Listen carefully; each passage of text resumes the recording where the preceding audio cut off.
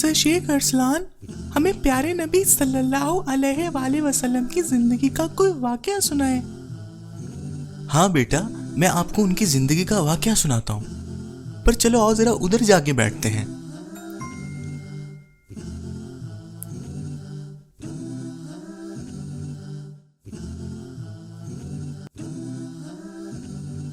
Sir Sheikh Arsalan, हाँ, अब हमें वो वाकया सुनाए ना। मैं आपको वो वाकया सुनाता हूँ, पर आओ जरा हम उधर चलते हैं।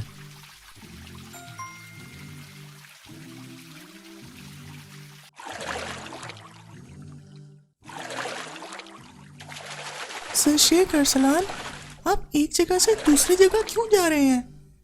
यही तो बात है बेटा जो मैं आपको समझाना चाहता हूँ। एक जगह से दूसरी जगह जाने को हिजरत बोलते हैं। हाँ, हिजरत? हाँ बेटा, ये वो अमल है जो हमारे प्यारे नबी सल्लल्लाहु अलैहि वसल्लम ने किया। जब हमारे प्यारे नबी सल्लल्लाहु अलैहि वसल्लम मक्का में दीन इस्लाम पे ला रहे थे तो वहाँ के लोगों को ये बात बिल्कुल पसंद नहीं आई, क्योंकि वो लोग तो कुफार थे।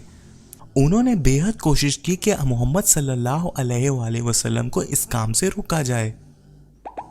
कि इसी दौरान यसरब से कुछ लोग आप सल्लल्लाहु अलैहि वसल्लम के पास आते हैं।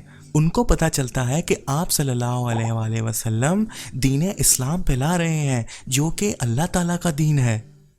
वो लोग हमारे प्यारे नबी सल्लल्लाहु अलैहि वसल्लम के पास कुछ दिन गुजारते हैं और इस्लाम को समझते हैं, और इस्लाम को समझने के बाद वो इस्लाम कबूल कर लेते हैं।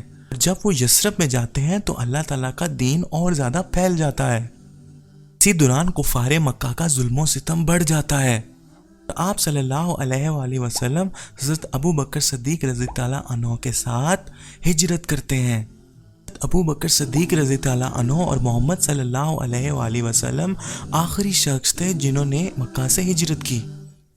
यसरब पहुंचते ही उनका बहुत ज़्यादा इस्तकबाल किया जाता है। वहाँ के लोग अंसार थे, और जिन्होंने मक्का से यसरब तक की हिजरत की थी वो लोग महाजिरीन थे। आप सल्लल्लाहु अलैहि वसल्लम ने यसरब का नाम मदीना रख दिया। हमारे प्यारे नबी ने अंसार और महाजिरीन को आपस में भाई भाई बना दिया, जिससे वो एक दूसरे की मदद कर सकते थे, एक दूसरे के साथ रह सकते थे। और यूं हमारे प्यारे नबी ने मक्का से मदीना हिजरत की। माशाल्लाह शेख अरसलान, ये तो बहुत प्यारी स्टोरी थी। बच्चों, आपको स्टोरी पसंद आई होगी। हाँ, अल्हम्दुलिल्लाह।